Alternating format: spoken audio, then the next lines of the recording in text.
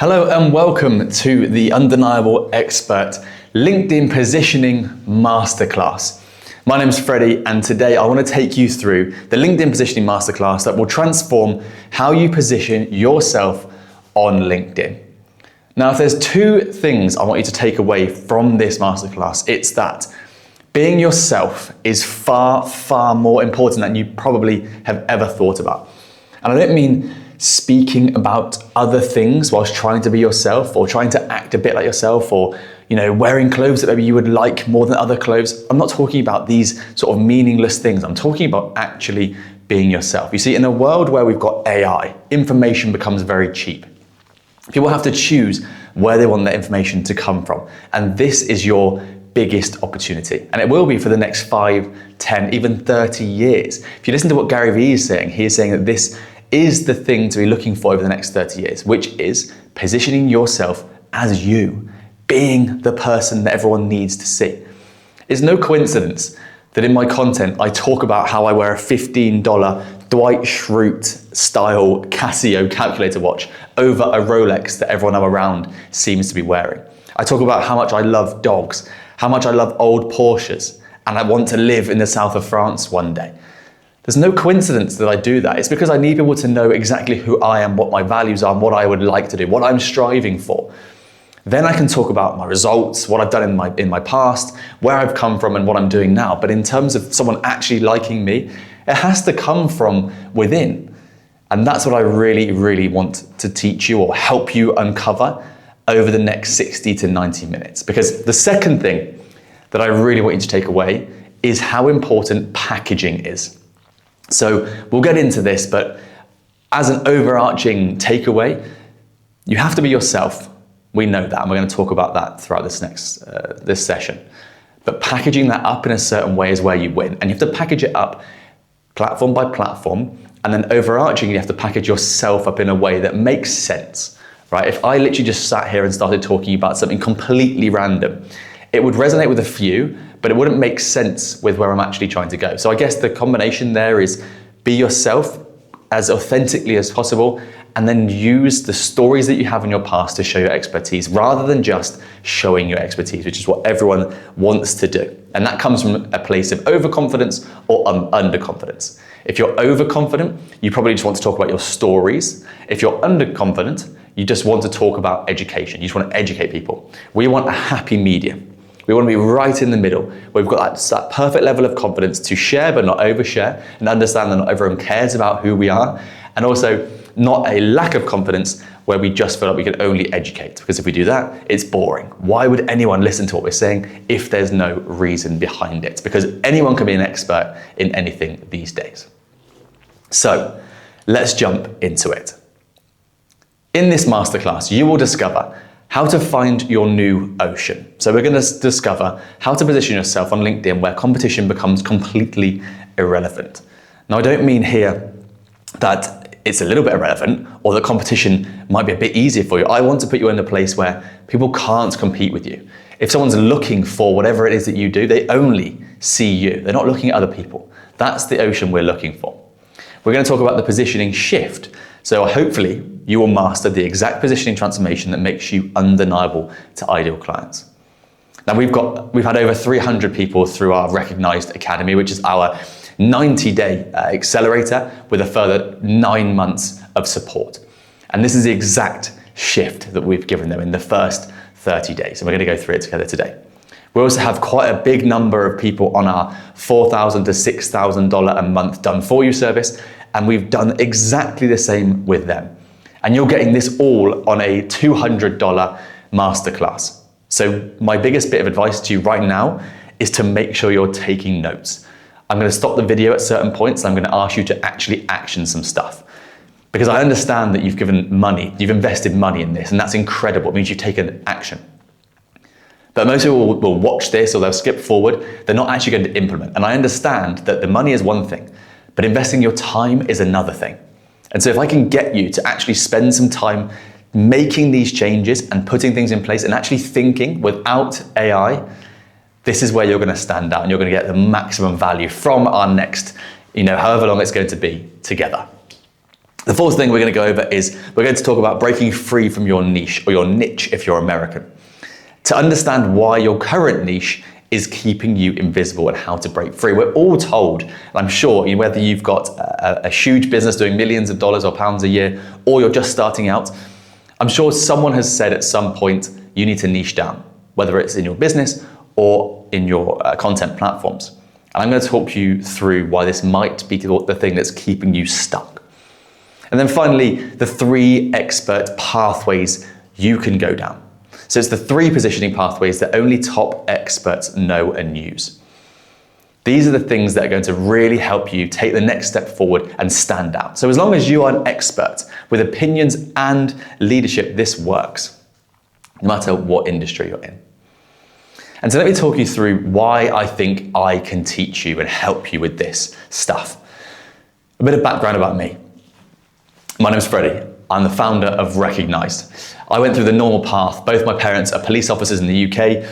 I went to university. I was the first of my family to go to university. How amazing. Looking back, probably a mistake. But it gave me a business management degree, and I stayed on and did a master's degree in economics. I got my first corporate job at a hospitality company, which had, it was basically a pub company in the UK, 200 sites, each pub doing about £1 million revenue a year. So £200 million to look at. And I was their first and only data and performance analyst. So I had these big screens and I would look at the data every day and give feedback to different people in the business, whether it was marketing, whether it was brewing, whether it was tenancy, whatever it might be, to try and help them improve the business performance. And I would report back to the exec team and the board once a week to try and move the business forward. In 2020, I left that business to go and work at Future Publishing, which is the world's largest digital media company. And I was a product manager in the e-commerce team there. So I had a 30-person team underneath me, and I was in a wider 60-person team, in amongst 4,000 staff at Future. And our proportion of the business brought in more than 25% of the revenue. That's $300,000 a day in profit we were driving. And this was through SEO, this was through e-commerce strategies, affiliate marketing, storytelling, personal branding. This is no ad spend. This is not working with famous people. This was through loyalty and positioning of content and people to make sure that we were becoming the person or the brands, there was 200 brands inside Future, that people had to come back to and trust. In 2022, me and my fiance Antonia had a car crash whilst we were driving from our house just outside Bath to actually her parents' house about 4 miles away. It was a lovely summer's day or spring day in May. Car came around the corner, hit us head on. We rolled upside down, whatever. It was screaming, smoke, blood. Not very nice, but we had no lasting injuries is the main thing. And that kind of thing makes you think about life. It makes you change your perception on life. Because at university, I spent all my money traveling. I worked full-time through university for all 4 years, and I traveled as much as I could for 50p a day across Asia or Interrail across Europe. And that was what I wanted to do. I wanted to do sports. I loved sports my entire life.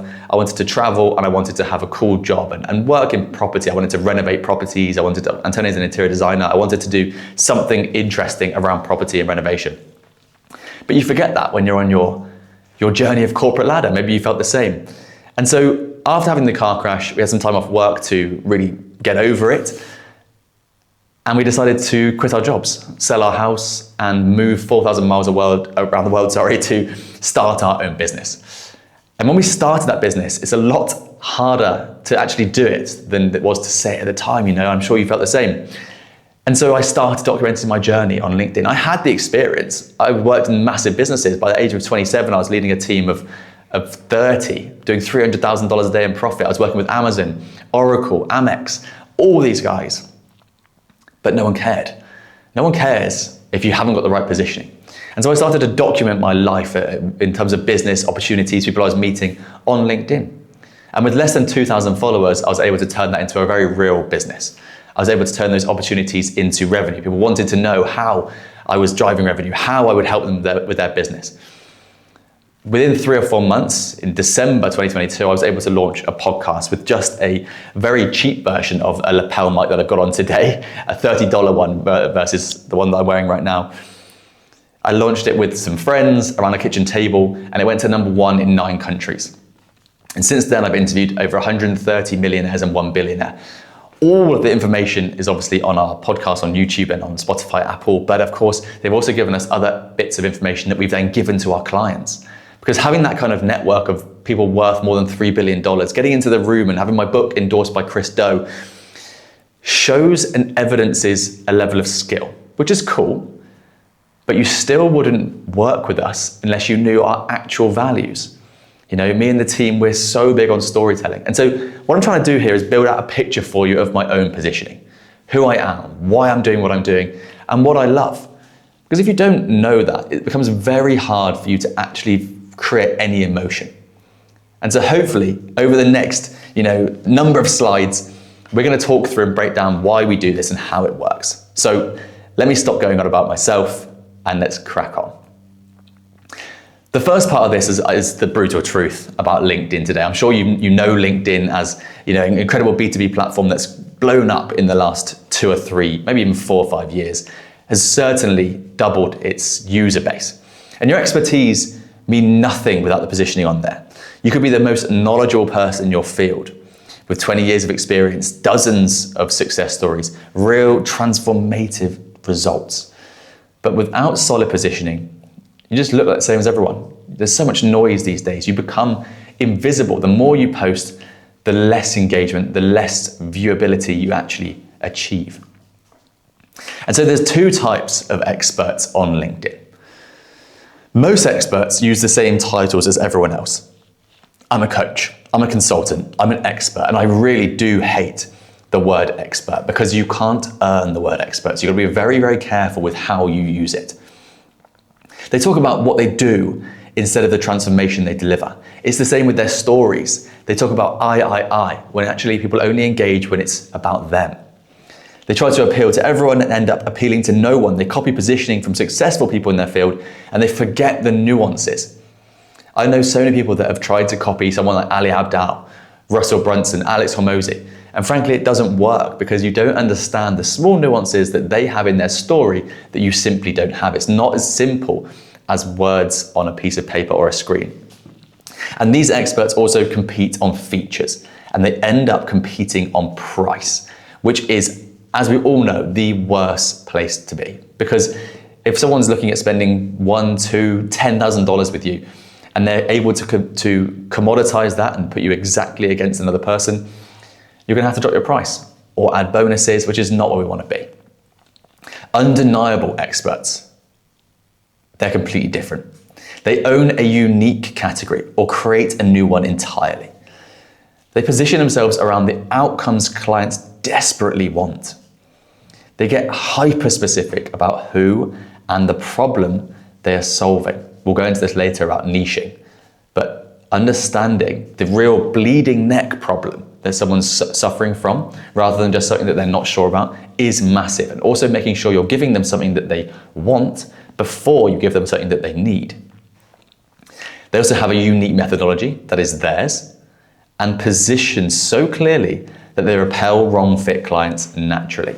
This is the trap that I fell into when I first started. I just thought we can work with any B2B founder.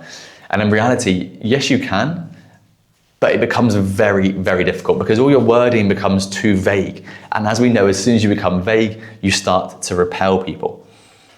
So the difference between invisible and undeniable is not your expertise, it's your positioning. We have worked with some incredible clients over the years, literally world-class people who were so frustrated that someone with no qualifications was able to make more money than them. And I've had to explain this again and again and again. This is not a game of expertise. You're already brilliant, that's why you're here. This is a game of positioning. This is a game of making your value known so someone can actually buy from you. So, module 1, finding your new ocean and how to position where competition becomes irrelevant. So red ocean versus blue ocean. You may have heard of this, but I'm going to go over it. So red ocean is where you probably are right now. You compete in an existing market space. It's crowded and competitive. You're bloody with price wars. Everybody looks the same. They fight over the same clients. It's hard to differentiate. And overall, I would say that it's something that causes burnout. You're having to become someone that you probably don't want to be in order to stand out at all. So the examples here are I'm a business coach, I'm a marketing consultant, sales trainer, leadership expert, career coach, life coach, even just accountant. The amount of people we see that just says accountant in their name on LinkedIn. You're never going to stand out in that way. So this is where you're going. This is the blue ocean technique. You're going to create an uncontested market space. So there's going to be little to no competition.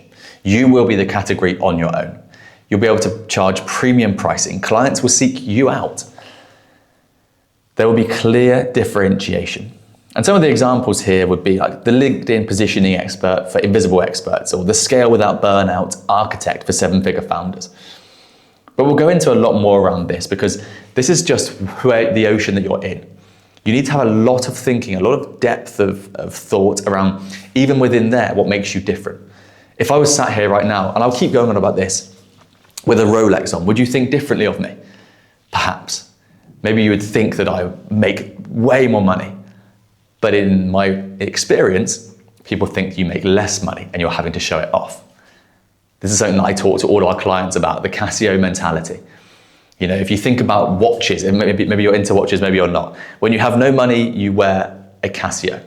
When you make a bit of money, you wear a Rolex. When you make a bit more, you might wear an AP or a Hublot. You make a bit more, you might wear a Richard Mille. You make a bit more, you wear a Casio. You make a bit more than that, you don't wear a watch. So it goes full circle. And in my mind, that demonstrates perfectly where we are in the world of LinkedIn. Creating space in someone's mind to understand why someone would actually work with you. So let me show you exactly what happens. So generic positioning, something like business coach. The search on LinkedIn right now is around, as of today actually, is 524,000 results. So what clients think here is, how is this person different from the other 524,000 business coaches? What makes them special? What specific problems do they solve? I have no idea. And of course they clicked next. And this doesn't matter how much content you put out. If you are not positioned correctly, even if you're answering amazing questions, and you see this on YouTube a lot, people spamming it with talking heads of business about emails and whatever it might be. If you're not sure why they're different, why on earth would anyone stop to look at you? Which is why I'm a big fan of emails, because once someone comes into your email system, you can create a bond with them if you're interesting or you have a way of working. So the reality is that people are going to scroll past you in 2 seconds if you're vague. You know, you look like everyone else. They choose based on price, or maybe even location. I would add, it could be location or price. Both of them probably not beneficial to you. And you have to convince them. So you're going to have a long sales cycle and a sales call where you're going to be constantly going backwards and forwards on deliverables, not on things that are actually interesting. And so specific positioning gives you that edge. The scale without burnout specialist, you know, for tech founders who have hit the 7-figure ceiling. And so if you look on LinkedIn today for this, there's 5 results. And so clients immediately think, wow, this person specializes in exactly my situation. They understand the 7-figure ceiling. They know tech founders. They focus on scaling without burnout, which is exactly what I need. So I need to talk to them now. And even when you read that in this, forced masterclass, I hope you have the same feeling as me where you go, I mean, if I read that, I would immediately buy. It's something that I need to solve it. You clearly have some experience. You then start to look from emotion to logic. So I would go and see the results. But first, I've been bought in here.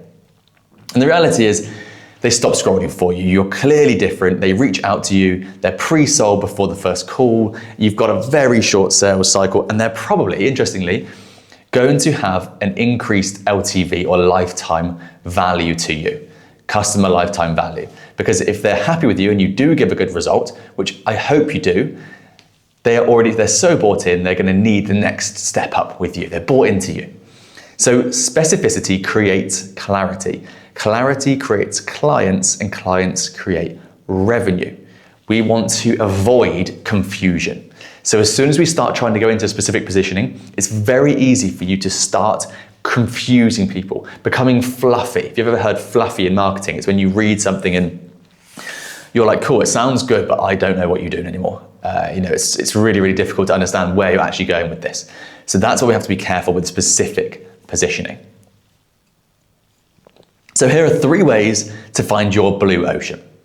There are exactly 3 ways that we use to position yourself as undeniable, or our clients as undeniable. And most experts never discover even one of these. So you're already, how far are we in? 20 odd minutes, you're already ahead of your competition. That's a win, I'm happy with that. So you're about to learn all 3. The first one is intersection positioning. So you combine 2 or 3 areas of expertise that are rarely overlapped. Problem 2 is problem-specific positioning. So you own one specific, expensive, urgent problem. And this will depend exactly on your business, right? So there'll be ways that you can look at this that will be different from person to person. It'll be down to you to understand which one might be right for you. So the third one is methodology positioning.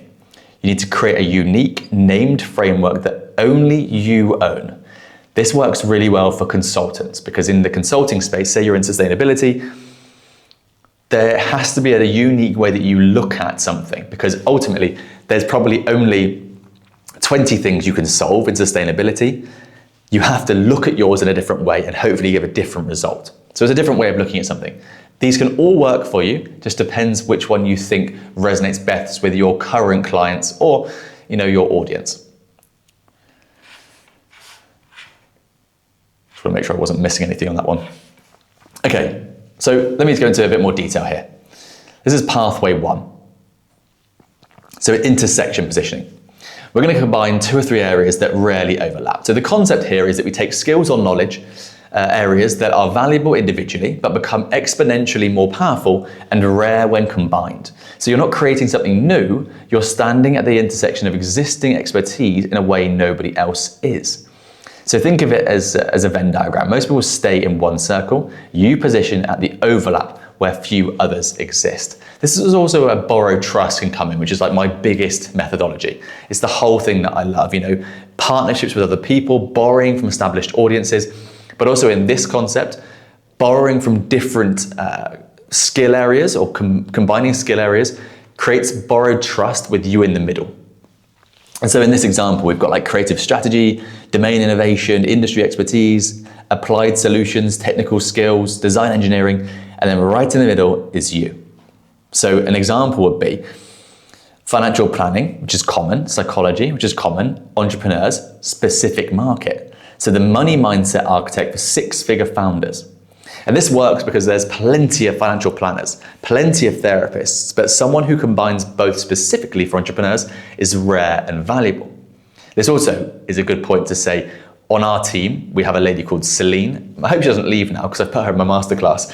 Celine is a psychologist. And the reason that we use Celine so deeply in all of our work is because if someone comes up with something like this kind of positioning, which sounds good, there's so much psychology behind why it might not work. So we can deploy her in so many different ways to look at what behaviors people might be looking at or might be accustomed to. But for you listening, immediately you go, okay, so they work with lots of 6- and 7-figure founders. They work on LinkedIn. They're very values-based and they're very good at positioning. They have a psychologist as well. That even right now, you can see how that works in my benefit. So think about how things could work in your benefit as well. How can you make things sound slightly different? Again, it's the Casio mentality. When everyone goes one way, how do you go the other? Example 2 here would be like operations is common, AI technology is emerging, and healthcare is a very specific market. So you could position yourself as the AI operations architect for healthcare systems. I've gone very deep on the word architect this time. I think I might have been speaking to my brother over lunch when I made this, and he's an architect in London, so it's front of mind. Okay, so why would intersection positioning work? And why would it work for you, I guess? Because it creates instant differentiation. You're value stacking different things together which make you different. In the same way I did earlier when I talked about my story and what I love and why I'm working towards certain things like living in south of France. It's because it creates differentiation. So there are thousands of financial planners, but very few money mindset architects. Got to be careful not to get fluffy there, but I think that still makes a lot of sense.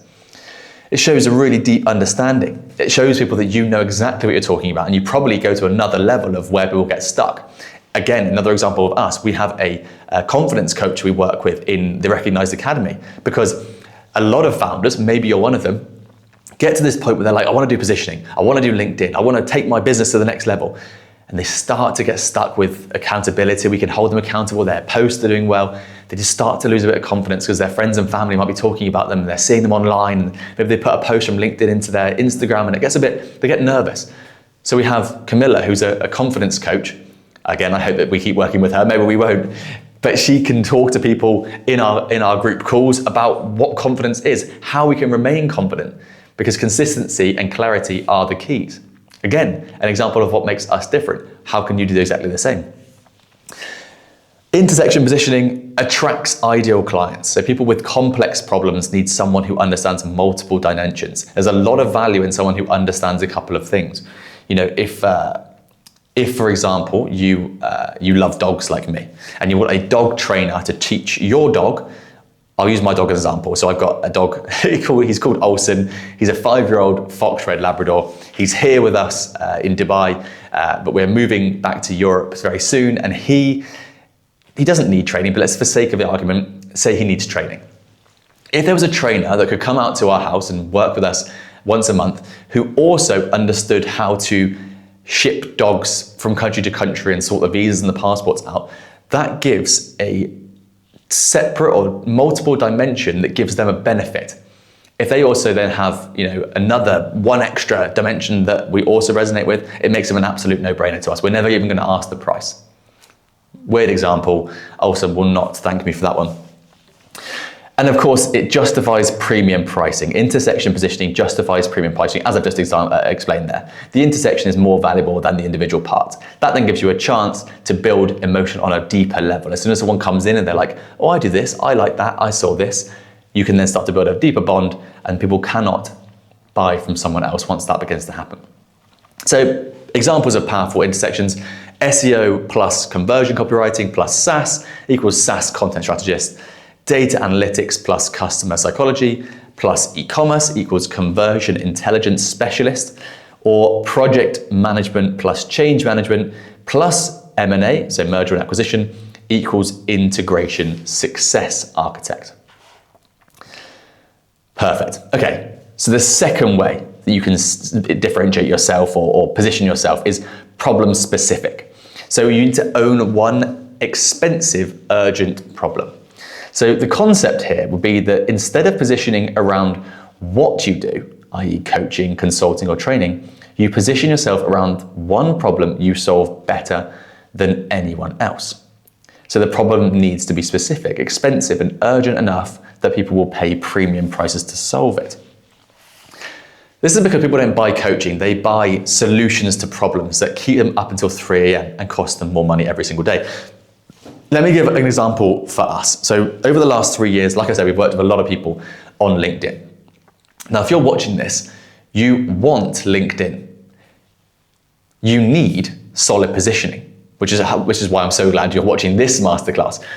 But people will come to us and they'll just want tactics. They just want to post every single day. You know, in my videos on our sales pages, it literally says, if you're here for tactics, you're in the wrong place, because we can give you tactics, but tactics change month on month. And they will never get you to a 6 or 7 figure personal brand unless you have the positioning correct.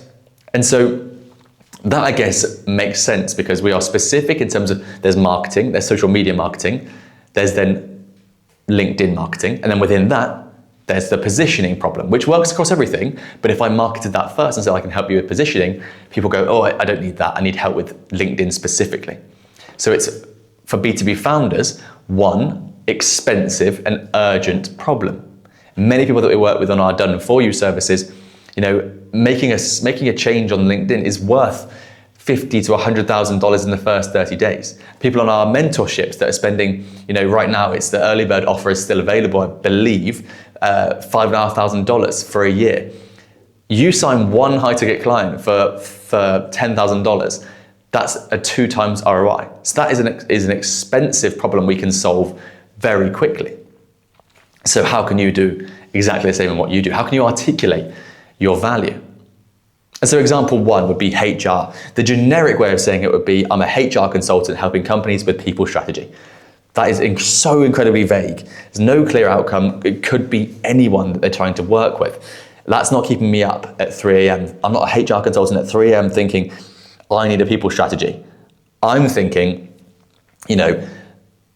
someone needs to say to me, I help tech companies reduce employee turnover by 40%, because I'm up at 3 a.m. thinking, how do I get my employee turnover down by even 5 or 10% and hit my bonus at Christmas if I'm an employee, or if I'm a founder, that we know that it's 10 times more expensive to hire new than to retain. So that would keep me up at night. And this works because it's a specific who, tech companies, specific problem, high turnover, specific outcome, 40% reduction, and specific time frame, 90 days. We actually have a company we work with, which are really, really amazing consultants. They're almost like fractional COOs, and they help us with leadership, and they help us with our team. Our client on the mentorship program, the Recognize Academy. We give them leadership calls as well, but it's another thing that I think is really helpful in the B2B space. And their positioning is that they will reduce your time in the business by 2 days a week within 90 days. And I just think that's incredible positioning. They also only work with teams between 10 and 30 in size. So that positioning makes sense, right? You're going to get out of your business within 90 days. I have to have a team of 10 to 30, and they're going to work on operations. It's specific enough. And then I know the guy, he's been on monasteries, he travels, he's into CrossFit and skiing. It's a perfect combination. When I look at him, I go, well, I couldn't work with anyone else, which is why I want him to be in front of all of our clients. I hope that example made sense. So let's look at how you identify your problem. You need to ask yourself, what is the problem that costs my clients the most money? And if you're listening to this part, by the way, thinking, I've done this a million times, I get it. So have I. Do it again. Do it again, because you will probably iterate again and again and again. And this is costing you money. You're leaving money on the table right now by not doing this. Second question is, what keeps them up at night? And be super specific. I once was challenged to do this and put 100 answers to each one. And you think that's ridiculous, that's too many, but you actually only get the right answer in the last 20 or the last 10 when it gets super difficult and you're being very specific. Those are the ones that will actually help your business the most. They ask themselves, or you could ask yourself, what have they tried to fix and failed? What problem gets worse every day it's not solved? Or what would they pay almost anything to fix? This reminds me of when you listen to podcasts, or I actually know a guy who went to see Richard Branson recently on his island, and this guy was in his mid-30s. Richard Branson, I think, is touching 80. And the guy said to Richard, it must feel amazing to be a billionaire and have your own island and be able to do anything you want in this life. And Richard said to him, I would swap it all. I would give it all away just to be your age. And I think that's the kind of problem that maybe we can't solve that in our businesses, but it's a very good thing to ponder. What would they pay almost anything for? It's a good example, right? A billionaire will give you all of his money if you can make him 30 years, 40 years younger. Obviously you can't, but that's the kind of thing that even just plants a seed. Over Christmas last year, 2025, I had a founder reach out to me and say, how can I spend $120,000 with you? I don't want anything done for me. I didn't have a $120,000 offer in my business. There's nothing you can buy from us for that much money. There is now. And the reason that I tell you that is because some people just trust you enough and they've built up enough emotion towards you that they just come at you with a problem that they have. And they ask you, what would you give me to solve? And you don't, of course, give them more. You just make the results better. So for that much money, if he doesn't want anything done for him, I can't give him, video editing, and what can I give him? What I can give him is a promise to keep him accountable, consistent, confident, to pull his stories out, position him correctly. We can work together on what that might look like for him, but that was what he was looking for, right? So don't limit yourself with building your offer first. Think about what problem someone has, how you position yourself, and then sometimes, depending on where you are in business, they'll come to you with a much stronger question, proposition, or issue that you can solve. So there's good problem characteristics as well. Expensive. So does it cost them 6 or 7 figures if they don't fix this? This is one of the things that we always use. For most business owners we're working with, it is costing them 6, if not 7 figures a year to not work with us. Most clients who work with us see a return of $20,000 to $50,000 within the first 90 days of our recognized academy, which, as I say, is still priced at less than $10,000 for the year. So what that means is that we can confidently say this is a no-brainer for most people. It needs to be urgent, so they cannot wait to fix it. Again, you can tie that with the 6 and 7 figure expensive one. It needs to be specific, so not vague or general, measurable, so they can track the improvements. There's no good saying, we'll do this for a year or 2 years, whatever it might be, and you can't see if it's working or not. I've got a friend here who's a hypnotist for multi-billionaires and billionaires, and it's not measurable. So over time, he has to work so hard on his reputation to make sure that he does get results, however he then classes them as a result, I guess. And then it needs to be emotional. So we all, I hope, know that sales comes through emotion and then logic. So you do need to think about what creates stress or fear in these people. A car salesman, for example, if you've got a $1 million Ferrari to try and sell, what he's going to say is, I've got a lot of buyers on the phone. Someone's going to offer you $900,000. I'm sorry, I've got an offer for $1 million already. Immediately you start to go, okay, if I'm going to do it, I'm going to do it. Let's go. So let's think about that in terms of the problems we're trying to look at solving. So some examples here would be, I help SaaS companies reduce churn by 25% in the first 90 days. I help professional service firms cut their sales cycle in half. I help e-commerce brands increase repeat purchase by 40%. Or I help manufacturing companies eliminate costly production delays. Cool. Pathway 3. Now this is methodology positioning. This is specific. This works for some, doesn't work as well for others.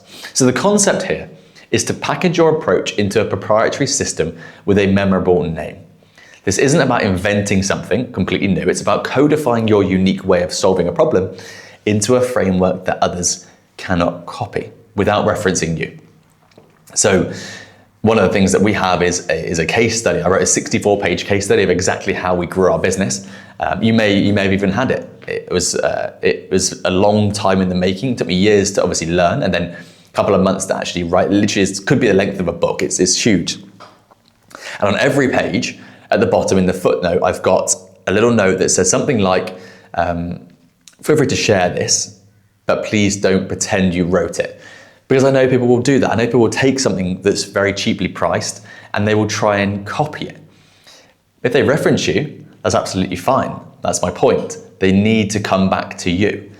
What people can't do is just go, you've come up with a concept that's nothing to do with you. It's too vague and I can take it as if it's my own. So when you do have a named methodology, you no longer become a consultant or a coach. You become the person who created the methodology of whatever it might be. And you have instant authority, as long as it's not too vague. And I'll keep going back to vague because you're going to go on ChatGPT probably, ask it to give you a methodology, and it's going to give you the 4 Ps of film production.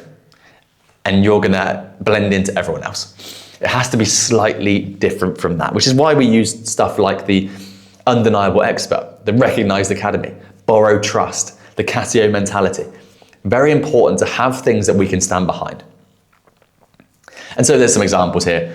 The 3P profit system, the alliteration works quite well. The scale framework, so this SCALE will stand for something, it'll be an acronym. The revenue architecture blueprint, these are power words, or the retention revolution method, alliteration and power word. This all depends on what your business does. You can make this incredibly powerful as long as it does actually go into what you're doing, what you're known for, and where you're going with your business. You can back yourself into a corner here if you're not too careful. So some of the reasons I think methodology positioning is really good is that it's immediate IP. If you come up with a methodology, you could name your YouTube channel after it. You could create branding around it. You could write a book explaining exactly what it means. You do become the expert really, really quickly. Others hopefully will reference you when they talk about it. It shows you have a proven process. Ideally, the method comes, in its first form when you're building your business and getting your first results. And then over time, you become able to prove it. That's when it becomes absolutely bulletproof. It creates instant credibility. That's the one I would whenever I write this out and I put instant credibility, I just think to myself, it does, as long as it doesn't feel forced. As long as it doesn't feel like the 2023 LinkedIn post of how I was fat and ugly and now I'm rich and brilliant. It has to be relevant, it has to be credible. It does justify premium pricing because you've clearly put more thought into it than most people. And it should make you memorable. However, again, a word of warning here. There's a line in is it Pixar film, The Incredibles, where Syndrome, the bad guy, I shouldn't know this, I'm 30. The bad guy talks about how if everyone becomes super, no one will be. So as in all positioning, when everyone goes one way, we want to think about heading the other way. If everyone in your niche has a bespoke methodology like this, do one of the other two pathways. Think slightly differently. Make sure you're building a movement around what you're doing. It has to be from you, from within. Even if you're leading a team of 100, you can still think slightly differently and go the other way. So be different. That's the best bit of advice here. Don't do what everyone else is doing. So let me give you some tips on building a methodology that is unique to you and is actually going to help you stand out so that we don't get into that vague framework of I've got this methodology, well, this is better than this one and I don't like yours anymore. All this up in the air fluff. So the first step is mapping out your process. What steps do you take clients through? So the example would be something like discovery, strategy, implementation, optimization, scale. So you could name it memorably. You could use alliteration, numbers, or powerful words, the 5R revenue system, the clear content method, the scale blueprint, the profit acceleration framework. And from there, you create visual assets. So diagrams, infographics, or simple visual representations. This goes in your LinkedIn featured section and becomes your signature. So your featured section is halfway down your LinkedIn page. You're able to put links and thumbnails on there. So we normally recommend a free one and a paid one. A newsletter, a podcast, paid lead magnet, something like that where someone can just touch base with you. And it's really, really important to have that all in there. And then you can obviously link to your banner and all sorts of places on your LinkedIn profile where your high converting landing page is to really show that your methodology is ingrained in every single part of what you do. Step 4 would be to trademark it. This is optional. A lot of people would do this in the US. My 2 cents here is that a solid business that is making a lot of money needs to trademark something. If you're just starting, don't worry. Really don't worry about it. And they say in like the Y Combinator, if a startup founder comes to you and they won't tell you their business idea without you signing an NDA, probably never gonna work. If someone comes to you and just tells you everything and they're confident, they're in the abundance mindset, it's more likely to work. So I wouldn't worry about trademarking stuff. You can add a little TM symbol to show your ownership. It does make it feel proprietary and valuable, but it's not always necessary. Depends on you here. It is an option. And then number 5 is very, very important. Reference it everywhere. Make sure it is ingrained in what you're doing. You could even have this printed onto merchandise, onto kit, onto stickers, onto the back of your phone, onto anything. Make these headlines, about sections, feature sections, posts and conversations all aligned to your unit methodology. Make sure people understand that you have a different take on what everyone else is doing. And so this is where you can start to build out your positioning sentence, your positioning phrase. I help who achieve what using your unique methodology name. And hopefully here, this starts to help you understand how you would just use it. Because you were never going to say, if you had a really ridiculous methodology name that you're like, I'm going to hide it somewhere else, I'm not going to put it in a book or anything, I'm just going to have it when clients come in, you're already losing. It needs to be something that is so obvious. Because if I say I helped sustainability consultants achieve double their reach on LinkedIn in 90 days using our dog method, it doesn't make sense. I've completely lost you. It's not good enough. It needs to be something that is interesting, proprietary, and I guess visually and emotionally engaging. Here's an exercise for you. You're going to do exactly this right now. So I want you to pause the video. Got you? Not yet. Pause the video and choose your positioning pathway. You can have a go at all three of these. I want you to take about 15 minutes, have a go at all three of them, see which one works with you the best. So this is the foundation of everything. But I really beg you not to skip this part. So many people are going to look for the little nitbits. What hashtag should I use? You know, what DM outreach script should I use? This is about positioning. This is a masterclass on positioning. This is the important part. So if you use intersection positioning, list 3 areas you're genuinely an expert at. They don't have to be related, but they should be to do with your business or whatever it is you're actually good at. 2, which combination is the rarest in the market? 3, who desperately needs this combination? And 4, what would you call someone with this intersection? What would you call that person? If you choose the problem-specific positioning, the first thing to do is to ask yourself, what's the one most expensive problem that you can solve? 2 would be, who has this problem most urgently? 3 is, what's the specific measurable outcome you deliver?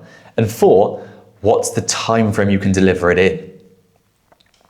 And if you choose methodology, the first thing you should ask yourself is, what are the steps in your unique process? Be very, very careful here, as I said. Please don't use AI yet. If you want to use AI to help you here, I just think you should just do it in your mind first. You can always fill it out or buff it up later, but right now, just try and think. Let's not do secondhand thinking, which is the term I keep calling everyone who can't do anything without looking at ChatGPT.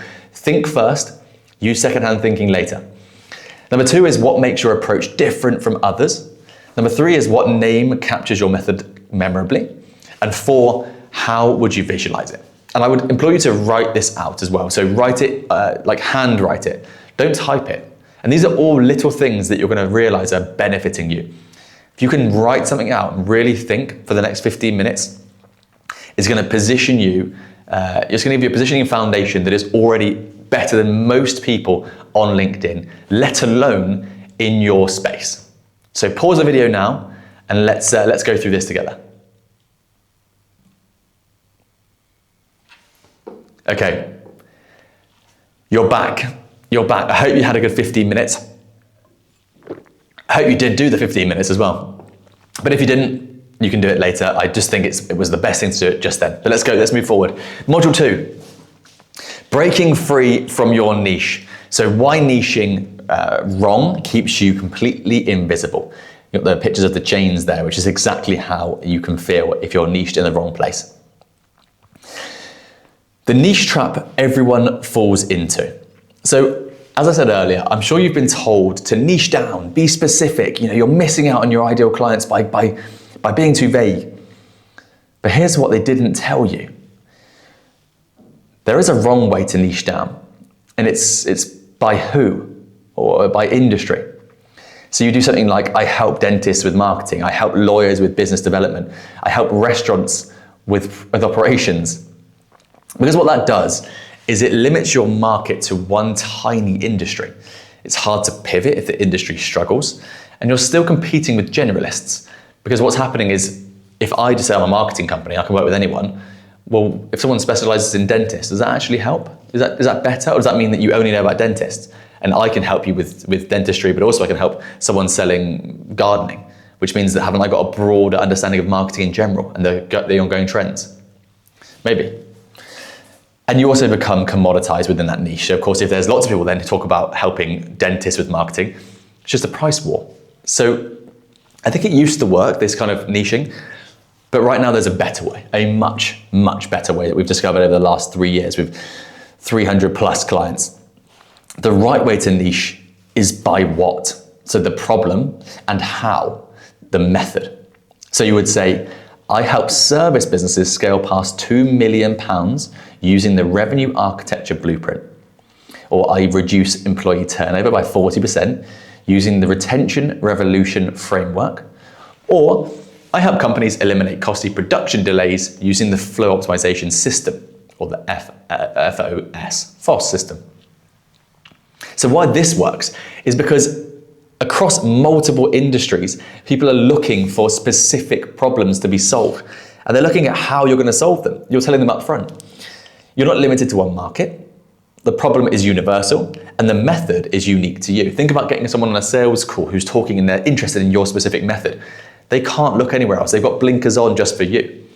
They might have also bought in because you've told them stories about yourself online, whatever it might be, without oversharing, of course. And there you have a much larger addressable market. So, here's the truth about niching down. Traditional niching focuses on the who. It's marketing for dentists, coaching for lawyers, consulting for restaurants. There are problems, such as tiny addressable markets. It's funny, isn't it, that tiny addressable markets and total addressable markets both have the same acronym of TAM. There's so many acronyms these days, it just makes it an absolute nightmare. It's hard to pivot. The industry recession hurts you. You're still competing with generalists, and of course, clients choose. They choose you for the industry knowledge, not for results. The problem method niching focuses on what and how. So for example, I reduce employee turnover using the retention revolution framework. The benefits are working across industries, huge addressable market, easy to pivot to new industries. You're the category of one. Clients choose you for results and method. And when I say you're a category of one, this is still about niching. So think about putting all of this together, like literally how you're niching down into a what and how niche. But also, I just can't stress how important it is to be yourself and package this all up, because then you become completely uncompetable. No one can come anywhere near you, because if someone comes into your ecosystem, they will only buy from you.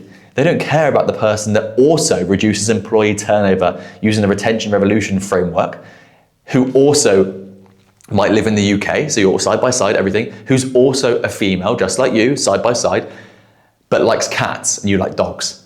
You'll be so surprised, no matter if you're in the corporate world and your business is charging £100,000 for a 3-month implementation, someone will still go over that. If you're side by side, everything, results are the same, been about the same, testimonials are the same, you'll be surprised what makes someone come towards you in this day and age. And it's only going to get stronger as we go into a world where information gets cheaper and cheaper and cheaper. So the key insight I can give you here is, do not niche down by who, niche by what and how. Because this lets you serve anyone with that problem while still becoming undeniable. And so this is why industry-specific niching keeps you small. I'm going to keep hounding this point until you really, really get it, because it's one of those things that people will try going into the more relatable niching that I'm talking about, and they'll go back to the generic one we've just been talking about, why you shouldn't do. So I need you to know what the benefits are. And so if you do go down the route where everyone is, which is I help dentists with marketing, what happens is your market is limited to dentists in your geography. Economic downturn in dental means you're screwed. Dentists see you as the dental marketing person, not the growth expert. I've got a really good example here. So when we first started, we took on a client, a few $1,000s a month to run his LinkedIn. We've got him over 1 million impressions a month for a few years now, a couple of years now. He was having trouble with his back end. So I wish I hadn't said that. Not his back end, I mean his CRMs, his automations. And he spent a lot of money and got it all, not working, to be honest. It wasn't working. He had stuff in place, but it didn't work. And when I had him on a call with our copywriter, and we're talking about his strategy for the next year, he was talking about how annoying his CRM had been. And I said to him, why didn't you ask me to have a look at it? We don't sell that kind of stuff. We do now, but at the time we didn't. And I said to him, why didn't you ask me to just have a look? We run a business, we've got a lot of clients, a lot of people on our email lists, decent audiences across the whole team. And he was like, I didn't know you had any of that stuff in the back end. I thought it was just LinkedIn. And I realized, and I had to learn with my own mentors, that I was competing on one thing, which is very good. But of course, they just see you as one thing. And so when you start looking at a problem-aware a niche, I solve this problem, this is how, people then are able to ask you more And now he's an amazing client who does coaching alongside the done for you stuff. And he's driving something like 200 webinar signups a week from his LinkedIn and converting them because of the systems we put in place. But he didn't know to ask. And I did that because I didn't put my positioning in the new era. He didn't know that that's the way that I could help him. So that was my learning point. And of course, you also, you compete with every other marketing consultant who targets dentists. You can't easily move to orthodontists or other healthcare professionals without starting over, and you become pigeonholed. So if you say, for example, I help service businesses generate predictable revenue using the pipeline architecture system, which is obviously the different way of doing it, the way that we have used over the last few years and has made a massive change in our business and our clients' way of doing it. What happens is your market includes consultants, agencies, professional services, B2B companies, coaches, and more. Exactly like I just gave in my example there. If there's economic downturn in one industry, you have others. If clients see you as a predictable revenue expert, clients will see you as the predictable revenue expert. You become the only person with the pipeline architecture system. You can serve any service business, and you're positioned by your method, not your industry. And I would add on there, you're positioned by your thinking. Your thinking alongside with your personality makes you undeniable. So the difference is that one limits you to a tiny pond, the other gives you an ocean whilst maintaining specificity. And that is the key in this day and age. So let me show you a visual. This is the positioning pyramid. This is how to layer your positioning for maximum impact. So at the top there, you've got your unique methodology, your named framework or your system, as we've just been going through. Underneath that, you've got the specific problem, so which is the expensive and urgent problem we're trying to solve. Number 3, there you've got your ideal client. So which stage are they at? What's their situation? What are their psychographics? What are they thinking? One of the things we always tell our clients is when someone sees a post of yours, or they come into your ecosystem, or they buy from you, map out what they are feeling at every single point along that journey. Whether they've just seen a post and not liked it, whether they've opened an email, whether they've bought something and got a payment receipt. How do they feel? How do they feel if they get a download from you and they don't get the email within 5 minutes? They're going to start to feel from excited to worried. They think they're being scammed. And this works in your entire positioning pyramid. And obviously 4 at the bottom there is proof and credibility. Results, case studies, testimonials. This is the logic people need to see. So you should start at the bottom, build to the top, and each layer amplifies the one above. So what will happen here is your positioning statement becomes, I help layer 2 solve layer 3 using layer 4, layer 1. And I think what you can do here as well is draw this out yourself. You know, I would again have a think about pausing the video here, draw this out and become really, really clear. You'll be so surprised how easy everything becomes in your business and probably your life if you get really clear on all of this stuff. So the example here I can give you is I help service businesses, I help service business founders scaling past £2 million, eliminate unpredictable revenue using the revenue architecture blueprint. I helped 47 founders create predictable revenue, 23 million plus in new pipeline generated. Absolutely perfect. This is obviously for a founder it's been working for a while, but it's one of those things that is so specific and it can help in so many ways. Module 3. So we're getting there now. This is the crux of everything. How long are we going for? About an hour, maybe an hour and 15 if you did pause the video for 15 minutes. Well, I hope you did that. I really hope that you did that. Maybe I would. I don't know. Would I have done that? I hope I would have. I'd like to take action as fast as possible. Okay. Module 3. The exact positioning shift. So this is the formula that makes you become undeniable. Who plus what plus how plus proof equals undeniable. So the who here is your specific ideal client. Not everyone, absolutely not everyone. B2B SaaS founders between 2 and 10 million annual recurring revenue. First-time CEOs in their first 100 days. Tech executives with equity compensation. Service business owners past $2 million. The what. So who plus what, which is the specific transformation you deliver. So you could say you generate $500,000 in pipeline, you've reduced turnover by 40%, turn LinkedIn into your number 1 lead source, that sounds familiar, scale past 10 million without burnout.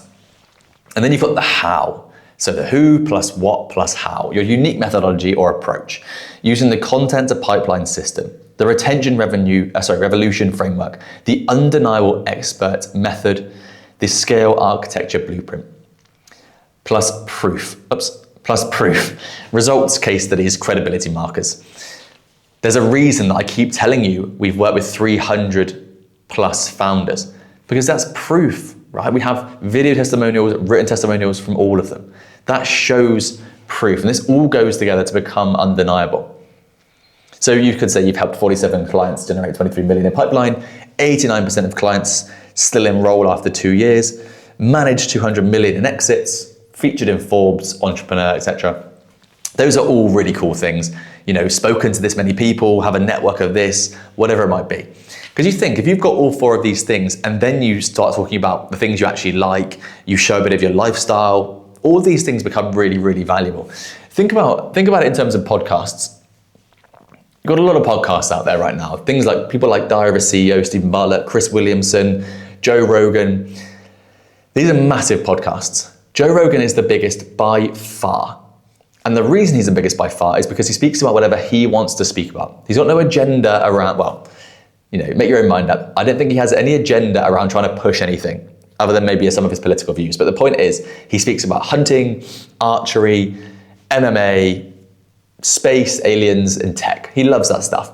Whereas Stephen Bartlett on Diary of a CEO, they talk about whatever is trending, whatever works right now. They say it's about what Stephen's interested in, but it's very clearly not. And I know people that work on his team, and it's just about trending topics. So if people are talking about gut health, they'll have a gut health expert on. If someone's talking about if the industry or the world is interested in sleep, they'll have a sleep expert on.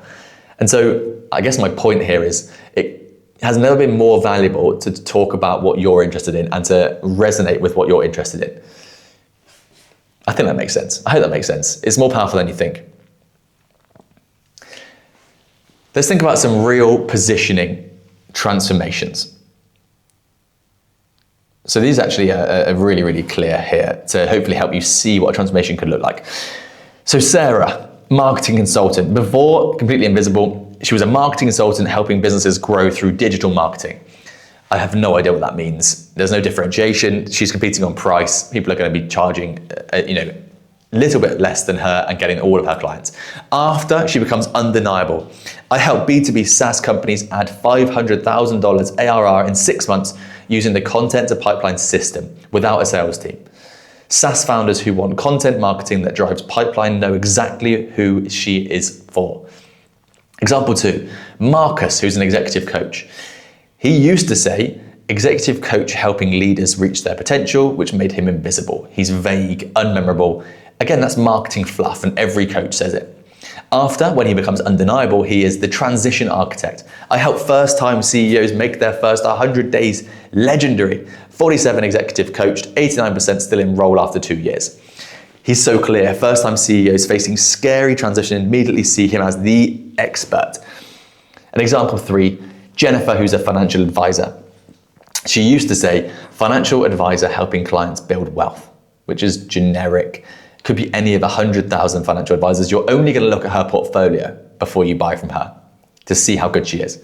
After, when she becomes undeniable, she says, I help tech executives turn RSUs and stock options into generational wealth using the equity liberation framework, manage $200 million plus in exits. So tech executives with equity compensation know immediately that she understands their unique situation. So let me turn this into LinkedIn for you, because what we've done here is we've been very literal. We've talked about how you can stand out, how you can position yourself. This is how everyone online is positioning themselves, by looking at the logical frameworks of positioning with the 3 pathways and adding stories, emotion, and tidbits about you without oversharing. You know, I haven't told you anything about how I've failed over the years. I've just told you about my dog, where I want to live, my watch, you know, the things that make me just a little bit relatable, I would hope. Relatable is far more valuable than impressive. Remember that part as well. That's one of the 3 takeaways I should have put on my whiteboard. Being yourself, packaging, and the last one there. So let's think about how to write your LinkedIn headline. You can take this away and use it straight away, which is what I want you to be doing. Your headline appears everywhere on LinkedIn. It is effectively your positioning statement. It appears in search results, so it has hefty SEO weighting. It appears in your comments, so it's the first thing someone sees if you comment on someone else's post and you're not a connection of them. It appears in the feed when, of course, you write a post. And it's your first and often only chance to grab attention, because when someone lands on your page, it's called above the fold. So it's what you see on your phone or your laptop. Before someone scrolls, you see that above the fold, and it's the line that's right in the middle of there is your LinkedIn headline. So it's what you do. The winning formula for this right now, and for a long time, is to do this. What you do, line break, for whom, another break, unique mechanism or result. So an example would be LinkedIn positioning expert. I help invisible experts become the obvious choice in their industry. 200 plus clients, $50 million in new revenue. Or the scale without burnout architect. Tech founders hitting the $7 million ceiling using the sustainability growth system. 34 clients past 20 million plus. Or the revenue architect specialist. Service businesses stuck at $2 to $5 million, eliminate feast famine cycles, $47 million in predictable pipeline created. All using the exact formula. This is what you should never do. And you may have this right now. CEO at company X, helping businesses grow. Entrepreneur, speaker, author, coach. Buy my book or something. Passionate about helping people succeed. Please don't do this. It's so difficult to actually get anyone to buy from you or come anywhere near you into your ecosystem if you're using it as a resume. And I get it, it's changed, but we need to be keeping up with the times here and positioning ourselves as undeniable, not as blending in. So why does this work? It makes it immediately clear who you serve. It shows what transformation you deliver, demonstrates how your method or proof works, makes you memorable and attracts the right people. And hopefully, a bonus here is it repels the wrong people. You know, sometimes when someone has to book a call with you, we, for example, have a list of questions before they can book a call with us, because we're trying to make sure only the right people get through to the team. LinkedIn does a lot of this for us. They know if they're making $20 million a year using 95% ads, we're probably not the right people for them. It's not going to help. That's not who we work with. We're very specific with who we work with. And you can be exactly the same as well. So this is how you structure your LinkedIn About section. I want to take all that positioning stuff and I want to put it into action right now. Your About section is probably, depending on how you have it set up, about halfway down. It could also be called Description. It changes now and again. It looks like a little sort of a A4 page when you expand it, and you can pop a whole load of words in there in text to explain who you are and give a bit of a background and story and build emotion around yourself. So this is effectively a sales page. The first step here is the opening hook. 2 to 3 sentences. Start with a bold statement or question that speaks directly to your audience's pain. The example here would be most founders spend hours creating LinkedIn content that gets ignored. Meanwhile, their competitors are turning profile visits into 100,000 plus deals. Here's why. That feeds nicely into number 2, the problem or problem agitation. Describe the pain your audience is experiencing and make it visceral. Make it real. This is why we've done so much work today on getting into the minds of the people we're trying to work with. What's keeping them up at 3 in the morning? Be really emotive. The example is you're posting consistently, but getting no engagement. Your profile sits there like a digital business card doing nothing. And worst of all, you're watching less qualified competitors land the clients you deserve. That's agitating someone to be like, yeah, that's so annoying. I feel exactly that. Oh, I hate this. You know, it's trying to get them to do something. Step 3 is the solution. So again, 2 or 3 sentences. Introduce your approach and what makes you different. Here, I would just say it makes sense to think about the positioning framework that you took. Obviously, it still goes into the same way of writing this, but you could take a different approach depending on if you've gone for the methodology approach versus specific approach and whatnot.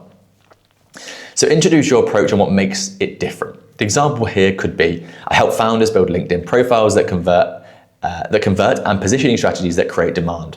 My undeniable expert framework combines strategic positioning, proven content systems, and LinkedIn optimization to turn attention into revenue. Leads really nicely into number 4, which is the proof. So we'd use bullet points here. And again, if everyone starts to use bullet points, go differently. But bullet points are a great example of how to start. So you want to show some results of what you've achieved for yourself and your clients. Yourself is important because we want there to be a story and a link to you, right? That's really, really key. So if I had just said, I've worked with 300 clients over the last couple of years, you'd be like, cool, but was that luck? You know, how did that work? There's a reason I told you my story of why I even started on LinkedIn, why I was quite good at LinkedIn, why I'm better at driving revenue on LinkedIn, why I started a podcast. It all links together. So you could say, you know, generated $2.3 million in pipeline for a SaaS founder in 6 months, or I helped a consultant go from 2 to 40,000 followers in 90 days. 200 plus clients have used this system to become the obvious choice, featured in Forbes, Entrepreneur, whatever it might be. Just give yourself some proof, but don't try and be impressive, try and be relatable. So if you're a business coach and you're making, you know, you're helping new founders and you're making $10,000 a month, say that. Say I'm on my journey as well, you know? I think that's a much better way of doing it than trying to be all flash and renting a Lamborghini, because you're just going to lose people. Be authentic. Be yourself and package it up well. I'm going to keep saying it. The Casio mentality. Number 5 is your process. So again, it's going to be 3 to 5 steps. Make it as simple as possible. That doesn't mean make it shorter. It means make it easy to understand. A really good tool to use is something like Hemingway. If you've heard of Hemingway before, free tool. You can put your text in there. You can put your whole about section in there, and it will make it so that it's readable or eligible for a certain age group. So you could say under grade 5, for example, and what it will do is it will take out the big words. We don't like big words. Whenever I work with a consultant in the financial sector or something, they want to use acronyms, they want to use big, clever words. We work with a pair of behavioral scientists who wouldn't stop using these huge words. And they made more sales when we put it through to grade 5. So someone reading it can see it when they're drunk or absolutely exhausted at the end of the day. Make it simple so you just go, I understand it. I haven't got to think, I'm not impressed. It's relatable. Okay, so yeah, introduce your approach. Done that one. Show your results. Done that one. Process. Show people how you get results. Positioning clarity. Discover your unique blue ocean. This is my example, for example. This is my example that I'm giving as an example. Profile optimization, position yourself as undeniable. Content strategy, attract and nurture ideal clients. And then system implementation, so turn attention into revenue. And then finally, you can play around with the call to action. So tell people what to do next. They need to know what to do next. The example could be want to turn your LinkedIn into a lead generation machine, download my free positioning framework in the feature section below. If I want them to do that. It could be DM me the word roadmap. It could be here's my email, my personal email. My personal WhatsApp, message me. Depends how open you are to that kind of thing. Can work. I know a guy at the minute doing their personal email and it's working really nicely. Again, I want you to pause the video. There's an exercise here where I want you to write your positioning statement. I want you to use everything that you've learned. I want you to draft this out right now. Again, write it out if you can. Get some piece of paper, get a journal, whatever it is. Actually write it with pen. And this is your template. I'll leave it on the screen for you just now. I help specific who achieve specific result using your unique method, proof point. A proof point could be, I've written a book on it. I've generated this much cash. You know, we've been through all these things. There are some examples here. Put it together so you have an example like this. I help B2B SaaS founders between 2 and 10 million ARR scale to $50 million without burning out their team using the sustainable scale system. Helped 30 plus founders scale past 20 million, 500 million plus in exits. And you can test this, right? Is it instantly clear who you serve? Is the problem outcome specific and measurable? Do you have a unique method? Do you have proof that builds credibility? Would your ideal client immediately think that's for me? And so you can put this bit into AI. Once you've done this, take a picture of it in ChatGPT and ask, who do I work with? Who's ideal for me? I'll give you a tip here as well. On LinkedIn, we do need to keep it slightly, I'm not going to say the word professional, but we need to be a bit more obvious with what we do, which is exactly what we're doing here. If you look at my Instagram, it's slightly different how I would do it. I think I actually have on there that I love Labradors and old Porsches, because there's a different emotive reason you're on Instagram. You're just scrolling probably in front of the TV. LinkedIn, I don't scroll on there. I go on there to look for things, to learn, to understand it. It's more of like a midday with my coffee kind of thing. So just think about how you can add personality without the detriment of your credibility. Okay, the next, make sure you do pause. If you're going to do the exercise, pause the video. In total, this is only going to be a whole 2-hour thing, right? So you may as well pause and do that bit if you can. Either you haven't paused or you're back. So either one, welcome. Here are there's 7 deadly positioning mistakes to avoid. Mistake 1, being too vague. So I help people succeed. I help businesses grow means nothing. Brutally specific is far, far better. Mistake 2 is listing services instead of outcomes. People tend to do this if they're not quite sure on why someone would ever work with them. So I offer coaching, consulting, trading, speaking. Oh, it's so much. I don't know what to pay. I don't know what to do. I don't know why I would work with you. Nobody cares what you've got to offer. They care about what they get. They care about the outcome. Mistake 3 is niching too narrow, too fast. I help left-handed accountants in Nebraska. I can't believe I had that as an example. That's amazing. Test your positioning before committing to something microscopic.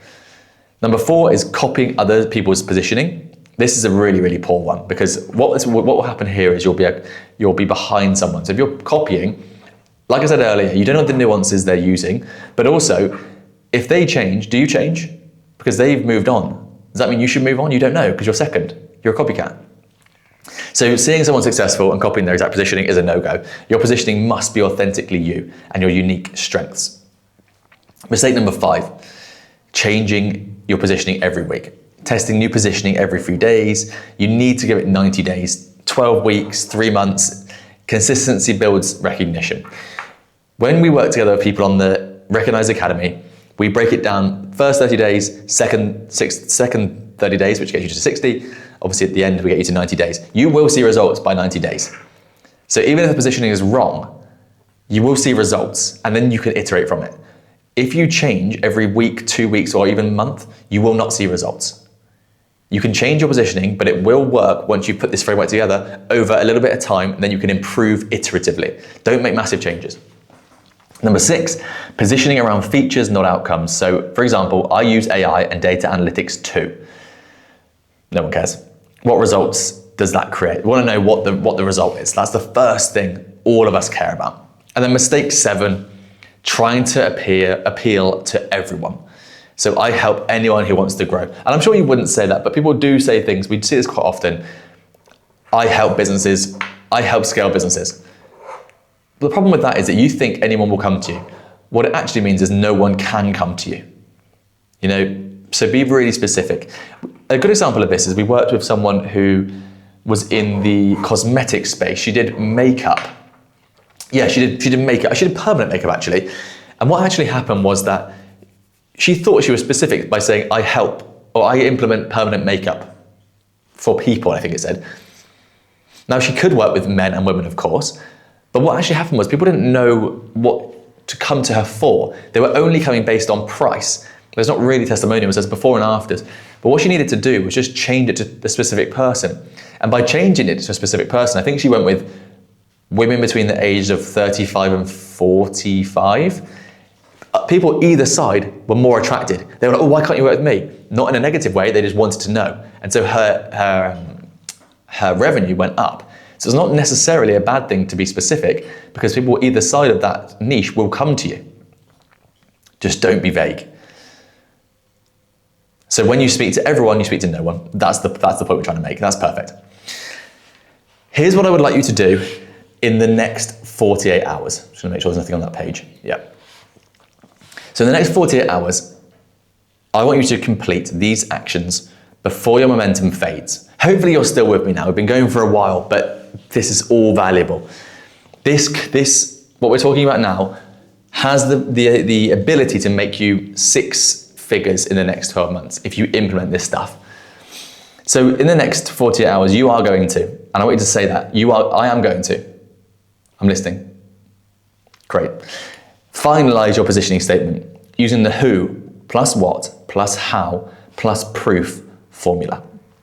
You're going to update your LinkedIn headline, around 220 characters max. You're going to rewrite the first 3 lines of your about section with your new positioning. You're going to name your unique methodology, if methodology positioning is the one you've gone for. You're going to create a simple visual of your framework. Canva will work fine. A lot of AI can do this for you now. You're going to update your featured section with your positioning assets. Write your first positioning aligned post announcing your new focus. Share this masterclass with one of your accountability partners. So find someone this could help. Because the more people around you that are doing the same thing, the better this is going to be for you. Environment dictates performance, as we know, and you become who you're around. I saw an amazing video this morning of a moldy lemon in a box next to a fresh lemon and a fresh lemon. And it only took about 48 hours for the moldy lemon to make the other 2 moldy. And it was a great visual representation of being around, whatever you're around is what you'll become. So take action and help others take action. This is why the 48 hours matters as well. I put this time frame on here for a reason. Momentum compounds. So I know a lot of successful people. I've been very lucky to build my network over the last 3 years in my business. 130 millionaires on the podcast, a billionaire, but in the wider network, there's far, far more people who are incredibly successful in a number of ways. And the one commonality I've seen between all of these successful people is that the time between idea and action is minute. It's tiny. You know, if we're talking about something over dinner and something comes up that someone's seeing as a massive benefit in their business, they'll voice note their PA and have it action straight away, or their COO, whatever it might be. You can take action straight away. And this is not because they've got a COO or a PA. They were the same when they had no one to help them. So if you've got a team that can help you, great. If you've got no one that can help you right now, you can still take action fast. And how hard is it to actually do this stuff? This is just words on paper that will make you a lot of money. The faster you implement, the faster you'll see results. Don't wait for perfection. Start with good enough and refine as you go. You are in a category of 1 now. You are undeniable when you put this all together. Think about the things you could talk about, your story, the things that you like, your dreams, your goals, your aspirations, whatever it might be. The expert who implements in the next 48 hours gets results within 48 days. The expert who waits will never get results. And you might think, well, no, I will, because I'll do the work next week and then I'll get results in 58 days. It doesn't work like that. You'll have lost your momentum, you'll have lost your excitement, you'll have forgotten you have to watch this again, this is too much for you. Take action now. And this is your 90-day roadmap. So I didn't want you coming here and spending this time with me and then being like, oh, I'm just gonna just get a bit of positioning. No, you're gonna get the 90-day roadmap. This is where the Recognize Academy really comes into place. So this is what you're gonna do. This is how you're gonna become undeniable. Day 1 to 30 is the foundational phase. This is exactly the same as what we take you through in our programs. You're gonna finalize your positioning statement, rewrite your complete LinkedIn profile. You're going to create a methodology visual, create feature section with proof, and you're going to write 10 positioning aligned posts. You're going to batch them, so do it in one go. Don't use AI, write them yourself. Don't worry about hooks, don't worry about anything, just crack on. The goal here is clarity and foundation. Understanding your new positioning, understanding with the confidence of why you are undeniable, why you are now in an ocean of 1. Between days 31 and 60, this is the visibility phase. Still don't expect results here, expect visibility. You're going to post 3 to 5 times per week on your positioning focused. You're not going to explain your positioning, it's going to be positioning focused. You're going to engage with ideal clients daily for 30 minutes. Create case studies or results content. You're going to start conversations about your methodology. You're going to get 3 to 5 testimonials highlighting your unique value. The goal here is consistent presence and engagement. So don't give up. Keep this up. From days 31 to 90, this is 2 months from now, you're starting this phase. It's the momentum phase. You're going to launch your methodology as a lead magnet. You're going to share client transformation stories weekly. You're going to build thought leadership content series. You're going to start getting inbound inquiries, and you're going to refine positioning based on market response, because the goal here is inbound leads and authority. It's getting speaking gigs, getting on podcasts, getting inbound inquiries, getting people into your email nurture, and getting clients. The thing we need to think about is expanding the time horizon. You've spent 90 minutes, if not longer, with me today.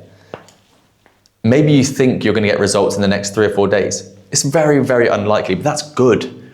We want to open up this horizon. I want you to look at the next 3 months as you being undeniable and it being inevitable that you succeed, because it is. Because after 90 days, you should have clear, differentiated positioning, a growing, engaged audience who is starting to get to the point where they can't see beyond you, regular inbound opportunities, established authority in your space, and a foundation for predictable pipeline. Because once this gets going, you're in an ocean of one. How can it ever slow down? Once you have this audience, it can never slow down. And so remember this. You have everything you need.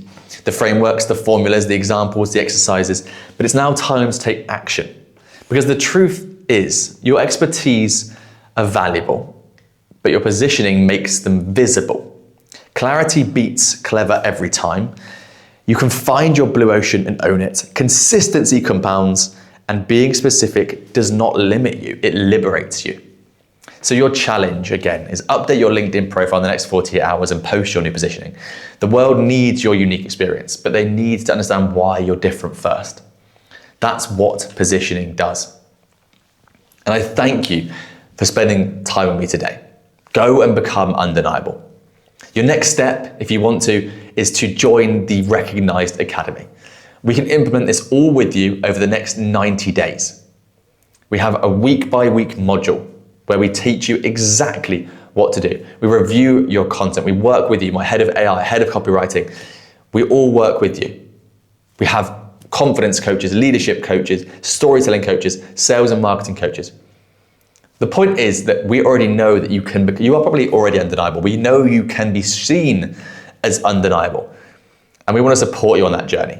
And after those 90 days, we continue to support you for the full year. Your positioning is the single most important investment you'll make in your business this year. So I implore you not to start another day, but to start today. This is something that I think is so overlooked in business. It's one of the things that I speak to guests on my podcast about a lot. When we're talking about how they've built a movement rather than building just a business. They realize that yes, you can make revenue, you can hustle your way up to certain amounts of money. But if you want to take it to the stratosphere, you have to build a movement. And the movement is really something that people can't see beyond, just like becoming undeniable. On LinkedIn, people think it's just about showing up and being the person that they've portrayed in the past. But depending on what you sell, you have to show something different. And so if you're listening to this and you're an accountant, or you've got a business that you see as boring, I would say to you, what makes you not boring? Because you're definitely not boring. Even if you're quiet and you're an introvert and therefore you stereotypically think you're boring, or you think you've got a boring set of hobbies, people won't find that boring. In fact, I was talking to someone yesterday who's got a really incredible business, and it's something that I've never heard of before. So the game Warhammer is little figurines and you can paint them. And I've never done this before, and none of my friends did this back in the day, but it's a massive industry. He just sells 3D schematics of the sort of war fields that these guys paint their little dolls or their little figurines and put them on. And this business does 6 figures a month. And he just creates the 3D code, then sells it to these people. These guys at home, they have 3D printers, they print them, they have these war battlefields like Lord of the Rings, and they put their little figurines on and they can battle with them, they play the game. And so the point is that he thought he was boring. He thought he had a really nerdy hobby. And in actual fact, there are so many people that are just like you, is my example, or is my thinking. Whatever it is that you think is stopping you from becoming undeniable, it's not. You need to learn to package yourself and your expertise up in a way that allows you to be confident, allows you to show just how valuable you are. Everyone has so much within them. They have so much value, passion, expertise, and sometimes we're just guided in the wrong direction. Sometimes we're around people that are using us for things that perhaps aren't the best for us. You know, sometimes you live in an area that maybe doesn't resonate exactly with you. You know, if you live somewhere like, Dubai is a good example. It makes you become a certain kind of person. Perhaps me wanting to live and moving to the south of France shows a different side of me. And that's the case for all of us. You know, there's some things that are in your life that you are doing that will resonate with other people. And if you can put that all together as well as your business and it all aligns, you can tell stories around it, you become undeniable. So thank you so much for watching. I hope to see you inside the academy, and take care.